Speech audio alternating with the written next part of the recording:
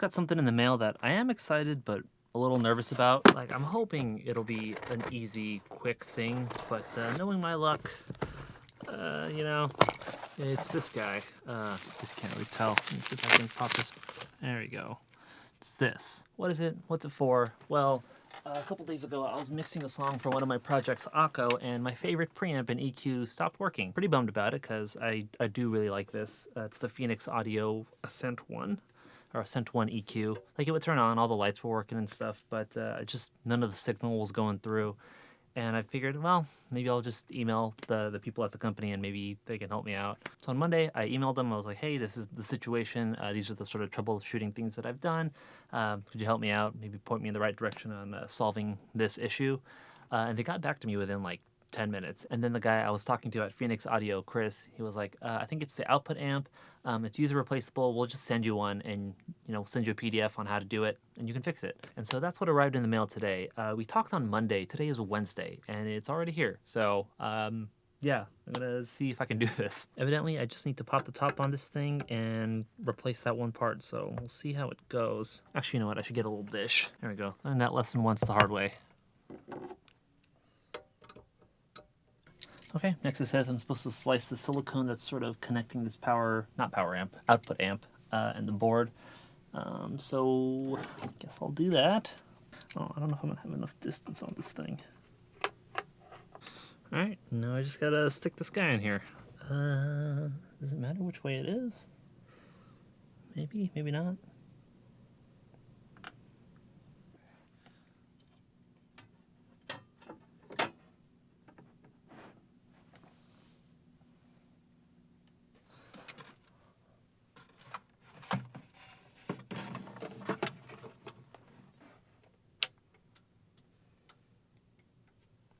Okay, still turns on. It's good. Let's see if it gets signal. Okay, getting some signal. That's good. All right, moment of truth. Let's run some audio through this thing. Ooh.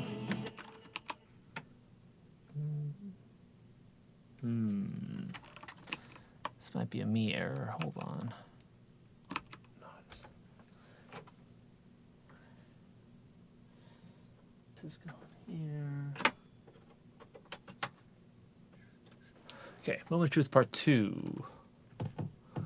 Hey! It works!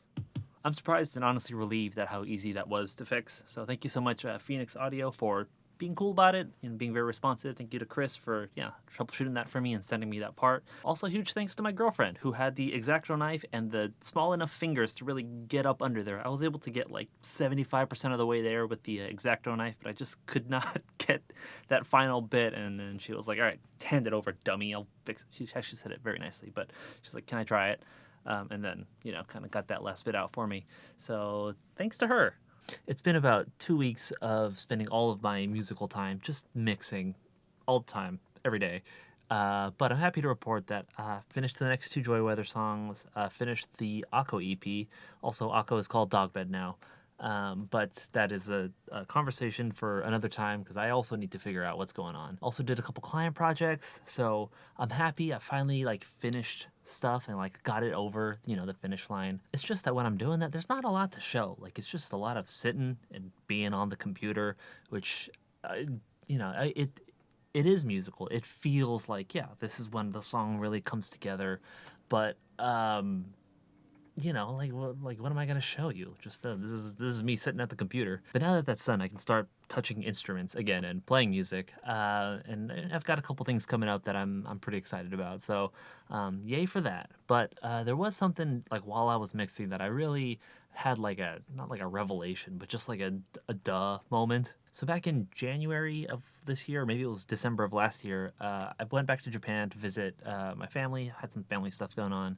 But during that time, I got to hang out with Ken, and I also got to hang out with his friend, Daihei, the engineer at Attic Studio in Harajuku. And Daihei is the best, and he shared a lot of knowledge and just sort of workflow things with me, and I've been incorporating a lot of that into the things that I've been doing here. For example, one of the things he suggested was, you can run your audio out not just through compressors and EQs and stuff, but you can also do do it through the preamps and kind of get like an extra bit of color and saturation and sort of use them that way too. And so I brought that knowledge back with me, and I've been doing that ever since. And especially with these ones that have like an input and an output where you can kind of like really crank the input and bring the level back down at the end.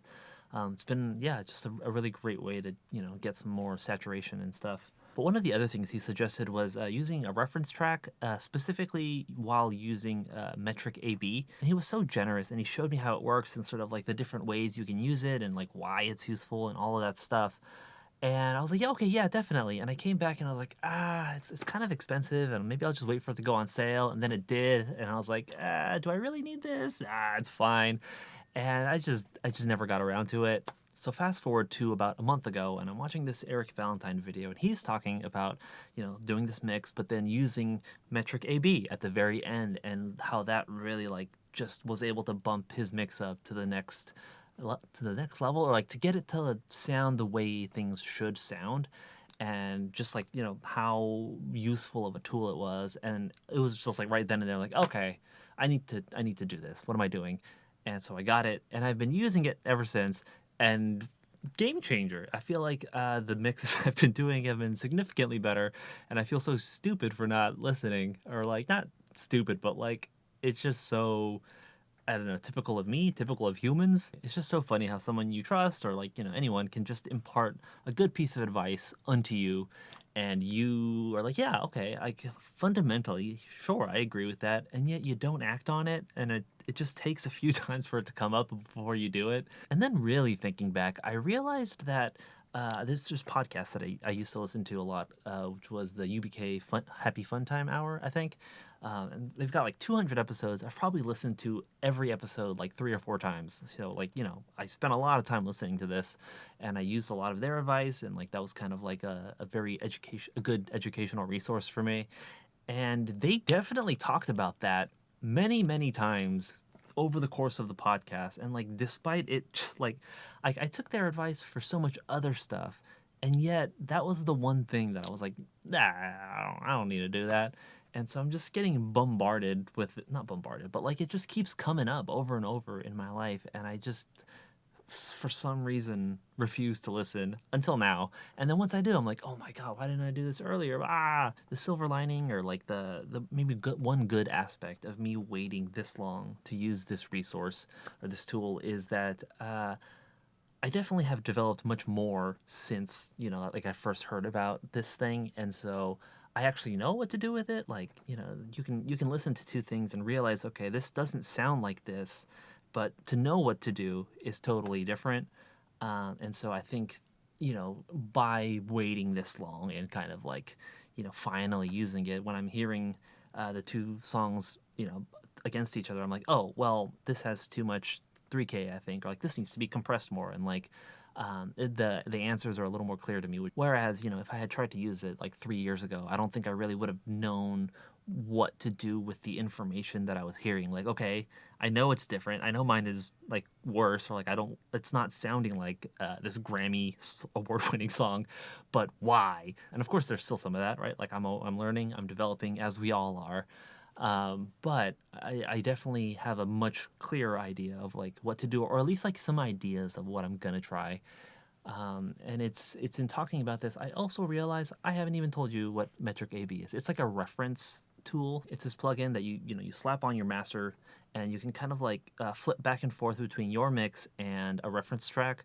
And the very useful thing about it is that you can level match it, and so it's the same volume as you're kind of flipping back and forth, and you can continually adjust the volume so that it is always matching, and that way you're not fooling yourself into thinking like, oh, this one has a lot more top end, or this one has a lot more like bass, when it's just louder, and so that's how you're hearing it. And there's a bunch of other cool stuff, like you can band pass it so you only hear like the high mid frequencies, or just the highs, or just the sides, just the middle, and all that stuff. This is not a commercial for this product, but just like that's what this tool is, and hopefully I'm expressing like why it's useful for someone who is mixing a song, and also why it's not helpful if you don't know what to do. Like if you don't know what the tools are doing, or like what is different about the 2 songs, or like what is different about just the timbre of the 2 songs.